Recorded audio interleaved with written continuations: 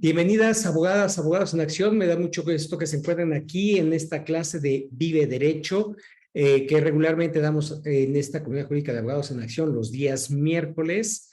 Y hoy tenemos un extraordinario ponente, pues él tiene muchísima experiencia, no solamente como catedrático, obviamente también él es parte de la Suprema Corte de Justicia de la Nación y muy en la vertiente del derecho penal, y el día de hoy va a tener la oportunidad de compartir con nosotros, y nosotros seremos los realmente agraciados de escucharlo, porque tiene un tema que a él le interesa compartir, algunas experiencias, y por eso pues el maestro Carlos Gustavo Ponce Núñez se encuentra en este momento.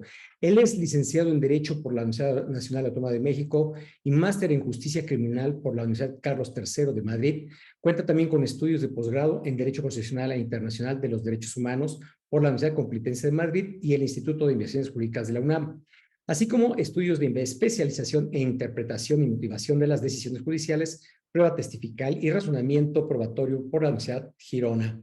Actualmente se desempeña como secretario de estudio y cuenta en la ponencia del ministro Arturo Saldívar en la Suprema Corte de Justicia de la Nación.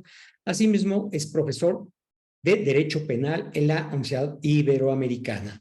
Entre otras actividades profesionales y docentes, ha sido profesor en la especialidad de Derecho Constitucional de la UNAM, en la licenciatura en Derecho del ITAM y en la Escuela Federal de Formación Judicial del Poder Judicial de la Federación. De marzo de 2020 a marzo del 2023, o sea, este año, fue miembro de la Junta Directiva del Instituto Federal de Defensoría Pública y en 2012 realizó una estancia en la Corte Interamericana de Derechos Humanos. Es coautor también del libro Las garantías penales en el derecho constitucional mexicano, editado por la Suprema Corte de Justicia de la Nación y la editorial Tremblay, así como de diversos artículos especializados en derecho constitucional, derechos humanos, garantías y derecho penal. Como se dan cuenta, abogadas, abogados, pues tenemos realmente un ponente con mucha experiencia y pues es oportuno que todos ustedes pues vayan a participar, no solamente escuchando esta charla, sino que la dinámica que vamos a utilizar el día de hoy vamos a darle la oportunidad al ponente para que él exponga precisamente sus opiniones sobre el tema que tiene el día de hoy, cómo es el derecho penal e igualdad, y posteriormente cualquier inquietud que tengan ustedes, pues la puedan hacer al final de su ponencia. Les sugiero que vigilen sus micrófonos para que el sonido no se vicie y la imagen no se vicie también, por lo cual es muy importante revisar que su micrófono esté apagado, aunque el sistema se supone que ya lo hace, pero de todos modos verifiquen esta situación. Y una vez que ya termine el de dar su charla, como le decía, su ponencia, ustedes van a poder participar, así es que anoten y lo que quieran ustedes preguntar sobre el tema, con todo gusto lo podrán hacer. Una vez que haya ya terminado la ronda de preguntas y respuestas, ya tendré oportunidad de charlar con ustedes en algunos otros temas que seguramente van a estar muy interesados. Entonces, pues sin más por el momento, mi estimado maestro Carlos Gustavo, adelante. Muchas gracias, doctor George Chilesky. La verdad, agradezco muchísimo la invitación aquí a Abogados en Acción, la oportunidad que se me da de platicar un tema que, como ya usted adelantaba, pues es un tema sobre el cual tengo un interés personal, ¿no? Es una inquietud personal sobre temas que he venido pensando y les anticipo a todas y a todos, a quienes envío un cordial saludo en esta tarde lluviosa en la Ciudad de México, que más que el día de hoy, más que plantear hipótesis acabadas sobre el tema que quiero discutir con ustedes, o digamos, soluciones definitivas al problema de la relación entre el derecho penal y la igualdad, lo que quiero es detonar más bien inquietudes, debates y plantear algunas posibles soluciones una vez que veamos cuál es el diagnóstico general de la situación que tiene esta temática en nuestro país, ¿no? En esa medida, pues va a ser muy, muy interesante el debate que pueda venir más adelante, sobre todo si hay aquí personas que se dedican específicamente al derecho penal. Y si no es así, no importa. Creo que el tema de la igualdad y las desigualdades en nuestro país es un tema que nos afecta a todas y a todos en alguna forma y en la que nos pudiéramos identificar de de algún u otro modo, ¿no? Entonces, para esta eh, pues charla, lo que he preparado son unas diapositivas, espero que ya las pueda compartir. Las comparto en este momento. Y no sé si ya las ven por ahí. Ya se puede ver. Bueno, Sí, claro que sí. Nada más poner presentación de diapositivas para verlos ya ahí completa la pantalla. está ya. Muy bien. Bueno, ¿de dónde nace esta inquietud de venir a platicar con ustedes hoy sobre derecho penal e igualdad o desigualdad?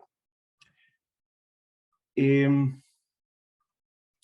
los últimos años de mi experiencia profesional me he interesado mucho por el tema de las garantías penales en el derecho constitucional mexicano. Como mencionaba en la presentación el doctor, recientemente Guillermo Con y un servidor publicamos un libro precisamente sobre esta temática en la que intentamos hacer una sistematización, ordenación y crítica de las garantías penales de fuente constitucional y convencional, con la intención de mostrar un panorama muy general, pero al mismo tiempo muy pulido y muy detallado sobre los alcances y los debates que ha habido jurisprudencial y teóricamente en torno a las diferentes garantías penales, ¿no? Nuestra preocupación, sobre todo, observando que estamos viviendo una época de lo que algunos autores llaman la inflación del derecho penal, un desbordamiento del ejercicio de la facultad punitiva. Eh, ya sabemos todos, a partir de ciertas figuras muy concretas, como el exceso en el uso de la prisión preventiva, la ampliación de los tipos penales, el adelantamiento, las barreras de punición, en fin, una serie de cuestiones que nosotros advertíamos que ahí el derecho penal tenía que decir mucho, tal y como la Suprema Corte lo había venido configurando, y que podía ser una herramienta útil para limitar este ejercicio desmedido del derecho penal. Sin embargo, lo que advertí después de terminar esta revisión general es que la mayoría de los enfoques, la mayoría de las preocupaciones en torno a las garantías penales en México, pero también en otras partes del mundo, ha girado en torno a la protección de los derechos de libertad, ¿no? Lo que nos ha preocupado predominantemente cuando nos preguntamos cómo sería o cómo debe ser un derecho penal garantista, lo que nos preocupa es que este derecho penal, este uso del derecho penal, no termine por incidir de manera desproporcionada en nuestros derechos de libertad, ¿no? El derecho a la libertad de circulación y residencia, nuestro derecho a la libertad de ambulatoria, el derecho a nuestra integridad personal también, el derecho a nuestra libertad de expresión frente a algunos tipos penales que criminalizan la protesta, por ejemplo, la criminalización de otros derechos fundamentales de creación jurisprudencial, como el libre desarrollo de la personalidad, a través de figuras penales que criminalizan el consumo de ciertas sustancias que no lesionan a terceros, o bien las decisiones sobre el propio cuerpo, por ejemplo, en el caso del aborto, el tipo penal de aborto absoluto, ¿no? Es decir, aquel que criminaliza el aborto desde el primer momento de la concepción, ¿no? Estos son, digamos, y bueno, toda la parte procesal, ¿no? Que es la parte procesal que lo que hace es también tutelar un espacio importante de libertad y de seguridad jurídica, ¿no? Pensemos en las garantías de la libertad personal, el derecho a no ser detenido arbitrariamente, sino únicamente cuando existe orden de autoridad judicial, flagrancia, caso urgente, las garantías de la protección del domicilio, las garantías de proporcionalidad de penas, la presunción de inocencia, en fin, todas estas garantías que están orientadas a tutelar lo que yo voy a tratar aquí de sintetizar como garantías de libertad, ¿no? Derechos de libertad que son tutelados a través de estas herramientas, a través de estas figuras jurídicas que están previstas desde la Constitución y los tratados internacionales, reguladas a nivel legal, principalmente en el Código Nacional de Procedimientos Penales, y que han venido a ser desarrolladas por la jurisprudencia de la Corte, ¿no? Y la pregunta que me surge, o que me surgió después de esto, y bueno, ¿y qué sucede con el principio de igualdad? ¿no? ¿O qué sucede con los derechos de igualdad? ¿Acaso no son igual de relevantes? ¿Acaso no supone el ejercicio del jus puniendi también problemas de cara al derecho a la igualdad? Y lo que evidentemente, la respuesta evidente a esta pregunta, y que seguramente ustedes también la compartirán, es que esto no es así. Y que la realidad es que el derecho penal, el ejercicio del jus puniendi, es decir, el derecho del Estado a castigar, supone tantos o quizá más problemas hoy en día de cara a los derechos de igualdad o el derecho a la igualdad que lo que representa frente a los derechos de libertad. Y con esto no quiero decir que la tutela, la protección de los derechos de libertad no sea importante, o que no sea lo que nos tengamos que, sobre lo que nos tengamos que preocupar. Nosotros mismos, al hacer este manual, este libro de garantías, lo hacemos precisamente por la necesidad que creemos que existe de que haya un desarrollo dogmático, teórico, robusto sobre las garantías de libertad. Lo que más bien quiero evidenciar, y sobre esto va esta charla, es que hay un aspecto muy importante que es el impacto que puede tener el ejercicio del derecho penal en el derecho a la igualdad, del cual nos hemos ocupado menos, del cual nos hemos ocupado, yo diría, al menos en México, de manera muy quizá indirecta o tangencial, ¿no? Y creo que, o al menos esa intentará ser mi hipótesis aquí a demostrar, creo que dada la situación en la que vive nuestro país, algo que intentaré también mostrar con algunas cifras, es urgente que nos ocupemos de ello. ¿Y por qué? Porque creo que es urgente, porque al menos esto es una convicción personal, pero creo que eventualmente podría sustentarse con evidencia empírica. Pienso, esta es mi opinión, pienso que ningún sistema penal, ningún sistema de justicia penal va a lograr legitimarse, ya sea un sistema acusatorio, un sistema mixto, un sistema inquisitivo, el tipo que ustedes quieran, va a lograr legitimarse si no es un derecho respetuoso de la igualdad. Si es un derecho que, como ha venido sucediendo hasta ahora, se aplica con extrema fuerza y potencia frente a los menos favorecidos, frente a las personas más excluidas y marginadas, quienes menos tienen, o que se encuentra en una situación de vulnerabilidad y que trata de manera más indulgente, suave o benéfica a las personas que tienen más poder dentro de una comunidad, a las clases dominantes, por decirlo de alguna manera, o a las élites, ¿no? Mientras ese derecho siga funcionando de esta manera, la probabilidad de que este derecho penal se legitime y que todas las personas que forman parte de la comunidad se apropien de este derecho penal y lo hagan suyo y lo respeten, son realmente muy bajas, ¿no? Ahora, para estos, digamos, es muy abstracto, ¿no? Estamos hablando de la igualdad y, bueno, y el derecho penal, ¿cómo se vincula con esos problemas de desigualdad, ¿no? Esa sería la primera pregunta. Y para esto, para poder entrar a esta materia, yo lo que quiero hacer es una especie de repaso de, primero, lo que es o qué se entiende por el derecho a la igualdad, ¿no? El derecho constitucional a la igualdad. Y aquí no estoy hablando solamente de filosofía o simplemente de alguna teoría. Voy a referirme al derecho a la igualdad tal y como ha sido entendido en el derecho constitucional mexicano, y particularmente en la jurisprudencia de los tribunales constitucionales, principalmente la Suprema Corte y los tribunales colegiados, plenos de circuito, etc. Ahora plenos regionales. ¿Qué decir sobre el principio de igualdad en el derecho constitucional mexicano? Bueno, adicionalmente, o el enfoque clásico, el que quizá si la mayoría de ustedes o algunos o algunas de ustedes estudió la carrera de Derecho, la licenciatura en Derecho, supondría yo que sí, pues ustedes recordarán que uno de los principios fundamentales del constitucionalismo mexicano y de otros muchos sistemas constitucionales después de la Revolución Francesa y después de la Revolución de Estados Unidos fue el principio de igualdad en y ante la ley. Principio de igualdad ante la ley y en la ley. ¿Qué se buscaba con esto? ¿Qué se buscaba con este reconocimiento del principio de igualdad en la ley y ante la ley? En principio, se buscaba que la ley fuera aplicada igual para todas y todos, pero además que la ley no discriminara, que la ley no hiciera distinciones injustificadas al momento de ser elaborada, ¿no? Esto, digamos, es la concepción clásica del principio de igualdad, que es una concepción, por decirlo de alguna forma, formal, en el sentido de que prescinde de observar la realidad social en la cual se pretende aplicar el derecho, ¿no? Simplemente es un mandato dirigido a el legislador y los operadores del derecho que nos dice, usted aplique esta ley de forma imparcial o elabore una ley de forma imparcial sin hacer distinciones injustificadas entre categorías de personas, ¿no?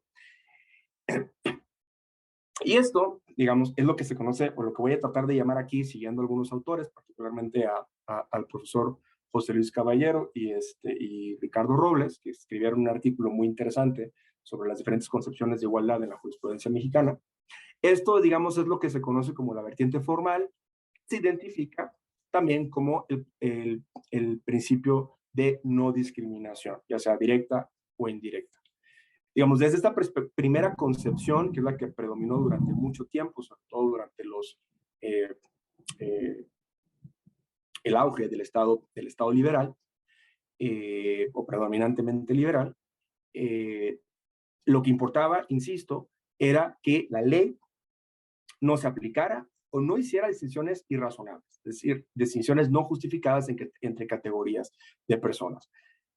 Hoy en día, esta es una vertiente también muy importante en nuestro constitucionalismo contemporáneo. Yo diría que hasta ahora es la vertiente sobre la cual se pronuncian mal los tribunales en México. La mayoría, digamos, de los planteamientos de constitucionalidad sobre violaciones al principio de igualdad hoy en día en contra de prácticas del Estado o de leyes tienen que ver precisamente con prácticas discriminatorias, de tal suerte que lo que se ha venido haciendo es elaborar metodologías de análisis para determinar en qué casos un acto del Estado o una norma es discriminatoria. Estoy pensando en lo que se conoce como el test de igualdad, que se compone de esencialmente de 2 o 3 gradas, dependiendo si la distinción incide o no en una categoría sospechosa, que la medida tiene que perseguir una finalidad legítima o imperiosa, constitucionalmente imperiosa, debe estar conectada racionalmente con esa finalidad, o tratándose del test de escrutinio estricto, debe estar directamente conectada con el fin que se propone buscar, de tal suerte que si no se superan estas gradas, la medida adoptada por el Estado o la ley que se está enjuiciando sería inconstitucional. Pero, digamos, insisto, esto es una concepción muy importante del principio de igualdad, pero desgraciadamente es insuficiente realmente para mostrar la preocupación que los tratados internacionales y la Constitución tienen realmente sobre el problema de la igualdad. Y esto ha sido observado así ya desde hace mucho tiempo por la doctrina y la jurisprudencia mexicana y también la jurisprudencia comparada y también la de la Corte Interamericana han sido receptivas a esta crítica y lo que han señalado es que el principio de igualdad no solamente se queda en esa parte formal, en esa parte meramente de no discriminación, sino que además también nuestra Constitución, han dicho los tribunales de forma muy reciente, tutelan una igualdad sustantiva o de hecho. Es decir, a la Constitución no solamente le importa, es la lectura que han hecho los tribunales, a la Constitución no solamente le importa que la ley no haga distinciones irrazonables entre las personas, ¿no? Basadas en estereotipos, por ejemplo, sino que además le interesa generar o transformar la realidad de desigualdad en la que viven millones de personas, la realidad de opresión y de sometimiento en la que viven estas personas, de tal suerte que también ordena la Constitución a que el Estado adopte medidas positivas para transformar esa realidad de desigualdad, ¿no? Y esto es lo que algunos autores, como Roberto Saba, han identificado como la igualdad o el principio de igualdad como no sometimiento, como un mandato de no sometimiento, ¿no?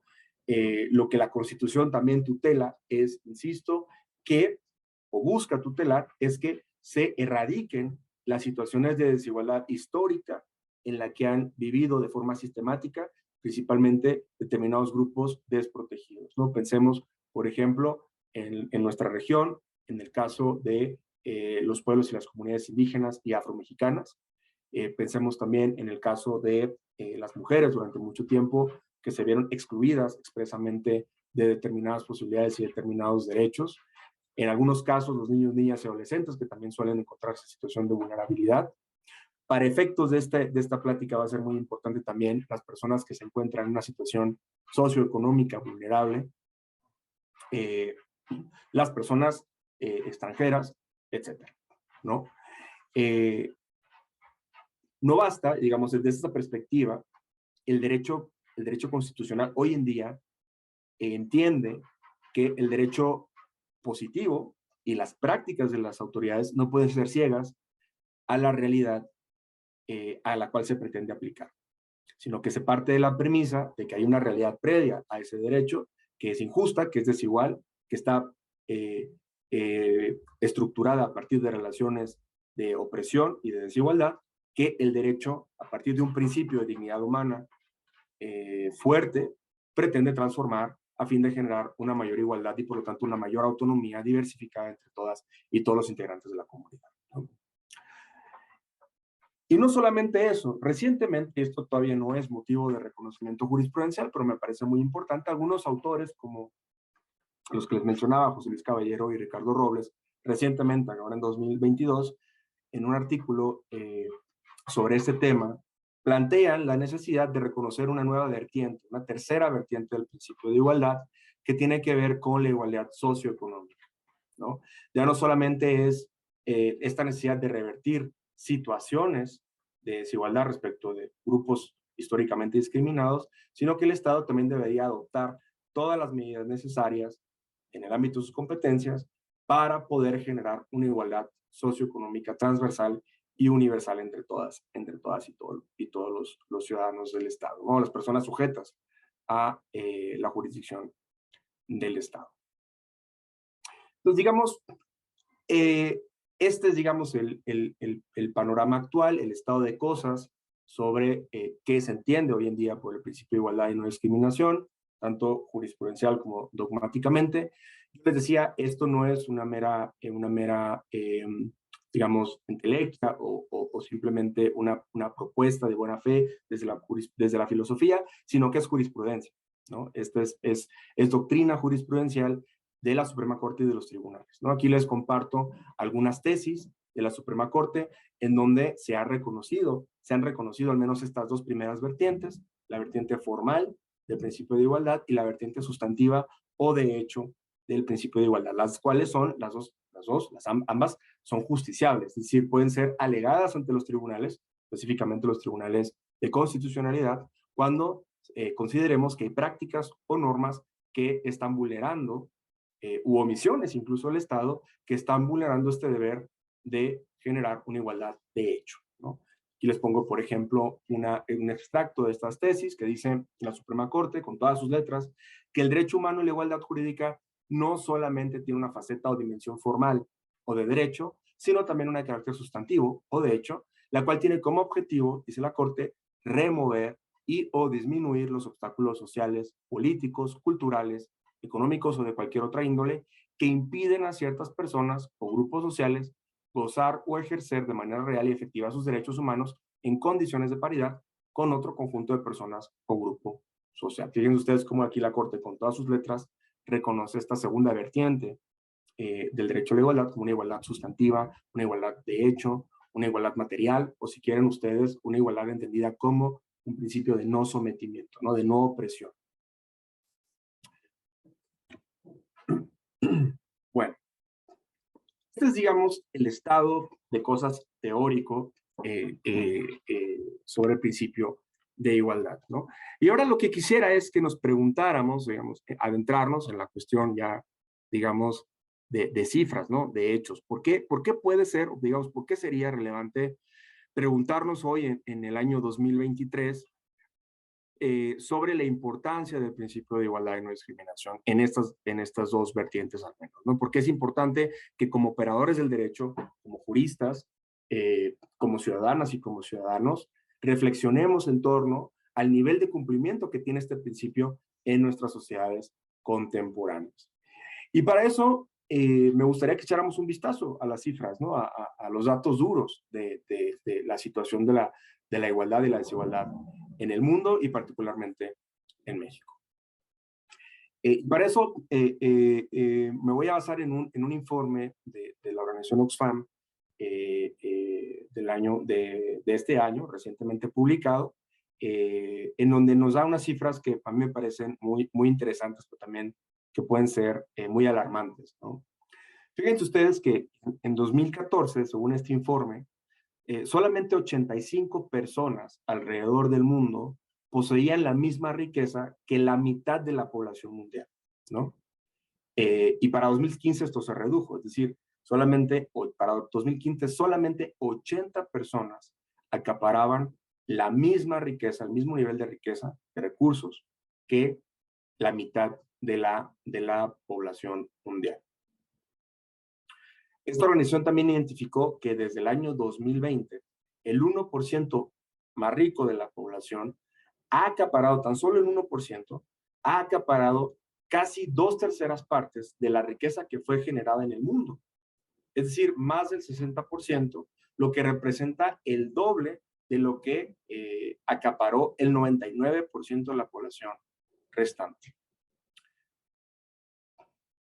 A partir de ese mismo año, 2020, la fortuna de las personas multimillonarias aumentó 2.700 millones de dólares al día.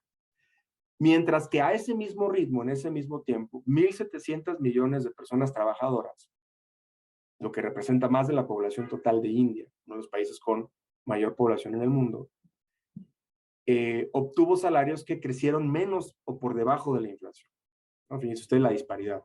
Mientras que para algunos sus ganancias aumentan en 2.700 millones de dólares diarios, para otros su salario, por la gran mayoría de la población, su salario no alcanza a crecer por encima de la inflación, lo que supone, por lógica, un empobrecimiento, ¿no?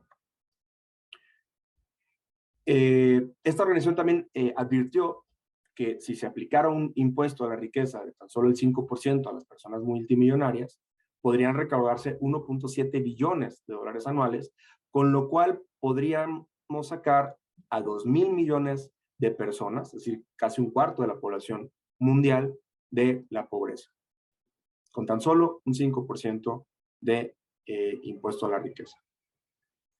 Y otra cosa que también es muy sintomática de la situación en la que estamos viendo a nivel mundial es que si nos fijamos, esto lo dice expresamente el informe, en el grupo élite de las personas que más obtuvieron recursos, las personas más ricas en estos últimos años, podemos ver que son de las personas que menos impuestos pagan, ¿no? A nivel global, ¿no? Y nos ponen aquí, por ejemplo, el caso de Elon Musk con 3.2%, o el caso de Jeff Bezos de Amazon con 1% tan solo de impuestos respecto de toda su riqueza.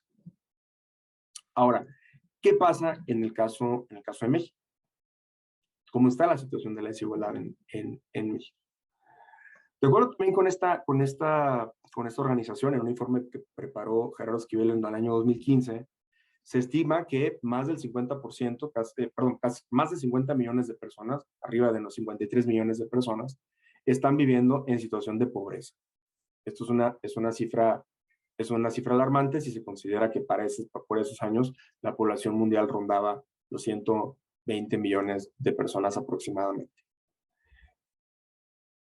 Y no solamente eso, para ese mismo año 2015, México, dentro de esta situación mundial de desigualdad, se ubicaba dentro del 25% de los países con mayores niveles de desigualdad en el mundo, ¿no? Es decir, que había un 75% de todos los países del mundo que tenían índices de desigualdad menores. En ese mismo año se identificó que el 1% más rico de México poseía el 21% de los ingresos totales de la nación, mientras que tan solo el 10% concentraba el 64% de toda la riqueza del país. Entre 2007 y 2012, la cantidad de personas multimillonarias creció en un 32%, mientras que en el resto del mundo había disminuido. Se advirtió también en ese informe que para 2014 tan solo los 4 principales multimillonarios mexicanos pudieron haber contratado a 3 millones de trabajadores pagándoles el salario mínimo sin perder un solo peso de su riqueza. Se advirtió también que en el caso de las personas indígenas la tasa de pobreza es 4 veces mayor a la general, lo que evidencia también la situación de extrema vulnerabilidad en la que suelen encontrarse determinadas personas que pertenecen a grupos y poblaciones indígenas y afromexicanas. Y otro dato interesante es que entre 1996 y 2014, en todo este lapso de tiempo, casi 20 años, el número de multimillonarios solamente ascendió de 15 a 16, es decir, que las personas multimillonarias lo que hicieron fue simplemente aumentar su porción respecto del pastel de la riqueza del país, ¿no? Esto es por lo que hace a la situación de igualdad o desigualdad en la que se encuentra el mundo en general, en términos económicos, ¿no? Y en algunos casos incluso raciales o étnicos, ¿no? Habría que hablar, para hablar de desigualdad a fondo, habría que hablar de muchos otros fenómenos, ¿no? Como el racismo, el clasismo, la discriminación por género, la discriminación por orientación sexual, la discriminación por nacionalidad. Hay una serie de factores transversales, interseccionales, que confluyen en el fenómeno de la desigualdad, pero para efectos de esta charla, quería yo centrarme al menos en el aspecto de la desigualdad socioeconómica, ¿no? Porque es hacia donde me gustaría plantear también algunos problemas del derecho penal en México, ¿no?